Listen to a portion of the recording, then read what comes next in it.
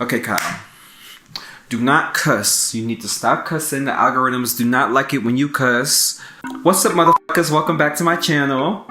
In today's video, we're diving deep into a topic that I personally have to talk about a lot because I am non-binary, I am a creative, and there just comes a point in every non-binary creative's life where we have to talk about this. But before I begin, if you haven't yet, I'm gonna need you to go ahead and subscribe. Yeah, that button right there. You know why? Because when you do that, you're actually supporting a black queer creative and helping me box these algorithms, girl. And also you can go ahead and check out my store. Now, I sell products that affirm black and brown queer creatives because it's something that's super important to me as a black queer creative myself. I don't know what you're waiting for. Like, you should have went to the website. But in case you haven't seen it, here's the website again. And yeah, let's get back to the video. In talking about the importance of pronouns, let's actually get into what are pronouns. If you don't know yet, girl, I don't know if you're living under a rock per se, but we'll just go ahead and walk you through just for the sake of this YouTube video. But take notes because people aren't really going to be this nice to you in real life, so get your notebook out. What are pronouns? In the context of gender identity, pronouns play a crucial role in how one is identified and referred to. While pronouns may have been associated with binary gender categories like he, him, she, her, it's essential to acknowledge that gender is not limited to these two categories. The fact of the matter is, respecting someone's pronouns is crucial in affirming their identity and creating an inclusive environment. Now let's dig a little deeper because maybe something not clicking. Gender identity refers to someone's deeply held belief in their gender and who they are. Whether it aligns to the sex they were assigned at birth or not, pronouns are intimately linked in gender identity because they are linguistic tools. Ooh, that's a big word for Elmo. That's a big word for Elmo. Tomato sauce? They simply provide a way for us to affirm our gender identity to others. Now, why is this important? Again, this is 101. So take notes. Using someone's correct pronouns is important because it's all about respect, boo. It's a respect thing. So if someone is using they, them pronouns, then maybe you should use them. I don't know. I'm trying to explain this in a way that's like deep, but just like, it's really not that deep at the end of the day. Like, using the correct pronouns demonstrates the respect of someone's autonomy and self-expression. It also acknowledges their agency in defining their own gender identity for themselves. And it also sends a powerful message of acceptance. So for those three reasons alone, you should want to respect someone's pronouns. Like, I don't know, I feel like it's simple as like, what the Why would you want to create environments where people feel uncomfortable? When you're using someone's correct pronouns, you're reducing harm and you're reducing discomfort. And isn't that the vibe that you want to set? Is it? I mean, I don't know. Now, something that can help with this is simply just ask. If you don't know what somebody's pronouns are, just ask a simple question. When you ask a question, you recognize that maybe not everybody's gender is inherently visible to me, so instead of assuming, I'm allowing this person to tell me who they are. I'm really not trying to make this super complicated. Like, I feel like is so easy, but okay, pretend you're on Sesame Street. Elmo, is this how we use correct pronoun? Like, here's a clear example of this. How are you? What's your name and what pronouns do you use? Hi, my name is Kyle. I use they, them pronouns. Yeah, and I was just talking to myself. Now here's a bad example. Hey man, bro, broy man, broy, dudey, bro, dude, man, manny, bro, dude, masculine man, man with masculinity, man, bro. Now I'm kikiing about it a little bit, but There is actual real harm in misgendering people. Misgendering somebody can cause real emotional distress and gender dysphoria.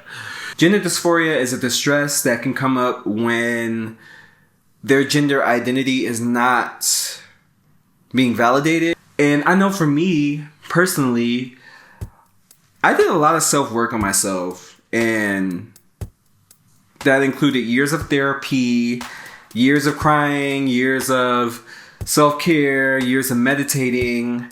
And because of that, I know wholeheartedly that non-binary is the correct identity for me. My pronouns are they, them, and it is what it is.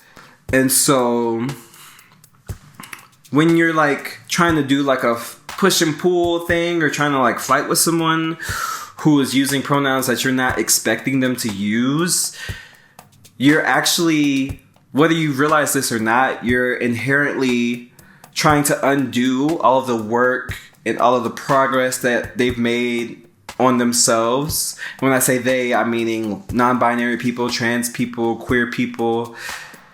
And you're like literally taking an eraser and just like erasing who this person is. And you don't want to do that because, I don't know, why are you trying to erase what makes them unique, what makes them dope? I just don't get it. I don't get it. I don't understand. And there's many examples about the harms that this can do. One example is there's a blog from Harvard Health titled Misgendering, What Is It and Why It Matters? The article highlights the experiences of non-binary and transgender individuals who are frequently misgendered. And it pretty eloquently showcases the real harm and the real exhaustion and the real frustration that can come about it. So I'm going to leave that in my description if you want to read more. But I highly suggest reading that if you want to go deeper into why you shouldn't be misgendering, motherfucker. Come on now. Oh, I said I'm not cussing. Oh. Okay, let's go into how can we be real allies and how can we create inclusive spaces. This is important for me to talk about because I have had experiences with folks who position themselves to be allies and say that they're allies, but they're misgendering people left and right. And it's like, okay, that's not really how this works, boo. Easy and cool examples as to how you can be an ally. Normalize pronoun introduction. When introducing yourself, consider sharing your own pronouns to start to cultivate an inclusive environment around you. This encourages others to share their pronouns without singling out people. So when you actually just insert yourself and say, hey, like I use they, them pronouns, how are you? You give space to help people introduce themselves and their pronouns in a welcoming environment. And also practice active listening and respect. For example, when somebody shares their pronouns, listen, take a note, make an adjustment. Hey bro, man, broy, bro. I actually use they, them pronouns. Oh, I'm sorry about that. Do you see how easy it can be? A bad example, I actually use they, them pronouns. Oh, okay, so everybody is a they, them now. Like, damn, you trying to cancel a nigga? Like, what the bro? Like, I can't even, why are you plural now, nigga? It's two of you? These are actual, like, real examples, and I'm just like, are you dumb? You. Are you dumb? Now, let's address common misconceptions and concerns. Isn't it just a trend? This is so reductive, I cannot stand it. Pronoun usage is not a trend. Using correct pronouns is not about Instagram, it's not about social media, it's not about the algorithms. It's literally about respecting someone's humanity and showing them that they're welcome and that you understand them. It's pretty much as simple as that. Something else I'm hearing, it's confusing to understand people's pronouns. While it may take a little bit of practice and a little bit of effort on your end to respect and use people's pronouns, in the grand scheme of things, it is a very small effort to create inclusive environments, acknowledge someone's identity, show people you respect and care about them, acknowledge diversity, honor somebody's journey. And, you know, we're not dumb. Like, we understand that you might make a mistake, but the important thing is that you just make a slight effort. I know for me personally, once I see that you're making an effort, I trust you. Like, I know that, you know, you might not get it right the first time, but, you know, eventually in building this relationship, you do understand who I am, and I'm more than willing to give grace in those situations. I've done it many times. But yeah, if you're just like blatantly like, I don't give a damn about this pronoun this, da da da da, then it's like, number one, you're a little like, something about you, it's something about you that, like, maybe you should do some work on yourself, because I don't understand why you would think like that. This is a big world that we live in, and it is perfectly okay if someone has a different experience than you. And maybe if you had home training or guidance, or actually, I'm not gonna read. I'm not gonna read today. And also, gender expansive people have existed in the world way before I was born, you were born. A lot of your favorite politicians were born. A lot of the members of Supreme Court who are passing anti-LGBTQ legislation were born.